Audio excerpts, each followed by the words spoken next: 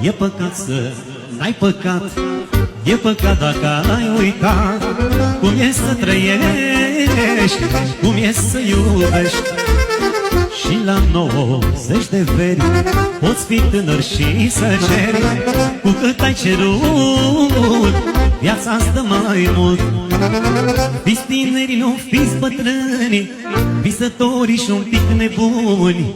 Inima nebună face viața bună. Nu vă faceți că trăiți, nu vă faceți că iubiți. Trăiți cu folos și greșiți frumos.